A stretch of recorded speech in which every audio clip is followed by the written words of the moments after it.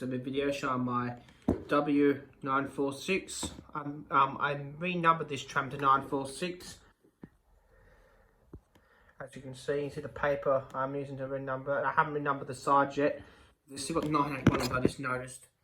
So I'll try and get my printer going and to print them out. I've added a realistic pantograph right here. What runs on the cable, because my cable is pantograph operation only. It's not pantograph trolley pole paddable. I'll try it moving now.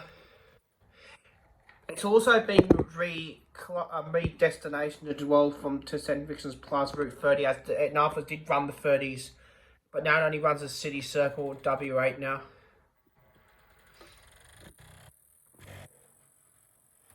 The pantograph is not live, it's just the wheel pickups running this.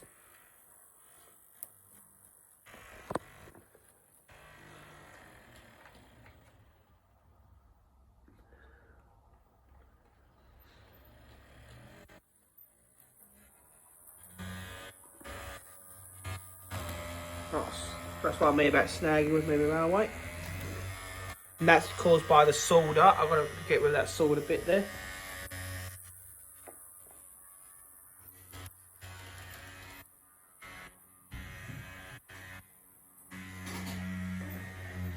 I think I was in my steam rail coal up there. Us drivers are going to have a piece of coal to bring home.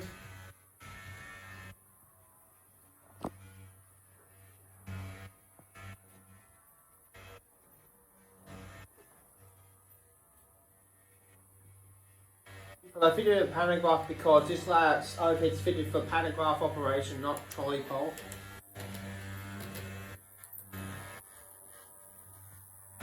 Oh, lost the wire.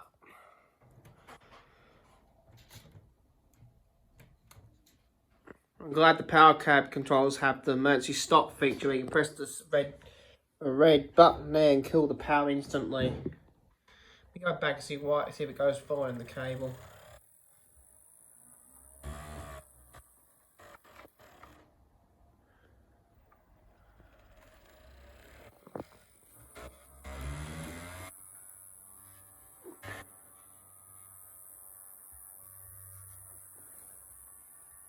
And this was converted from analog to digital operation.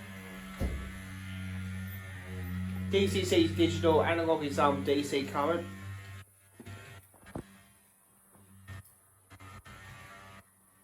All my electric overhead vehicles have the same type of pantograph, except the W has that type of pantograph. Most of my trains have the same pantograph. Those tanker cars are new as well, where the P in the guard's van is.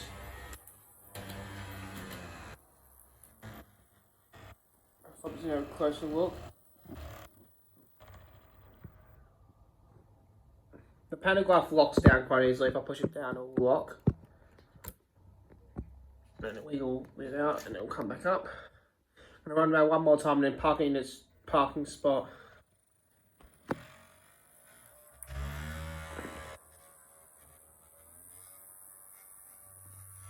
Anyway, when I got the controller, I used the old-fashioned power cab controller.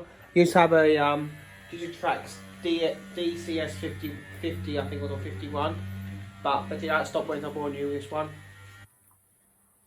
They don't make the power cab controller anymore, they make a modern one now. I'm going to save up a new controller one day.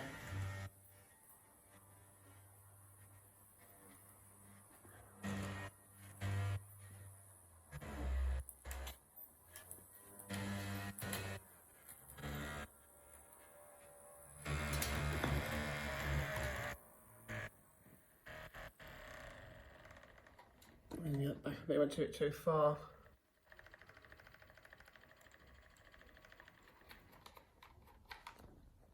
And not the pantograph. And like I was mentioned to Matt K15, K1 something, can't remember his channel name. I have two circuits. I've got the DCC logic here. What's on now? And if I flick that, it goes on DC. That's not on, but that would operate that operates a switch. One, I'll put that back to DCC. One end is one way is forward, one way is reverse. That's quite good. So there's no speed feature. I just got it because I'm trying to get the find my DC controls put on there for the time being. But all these models is that one has DCC logic. Even Thomas runs, but that was a pain to convert over. It's really tiny, so I had to put a decoder in. But all my electric trains are pantograph operation. None of the tapes stored in the yard. They actually got the pantograph still up because they're quite difficult.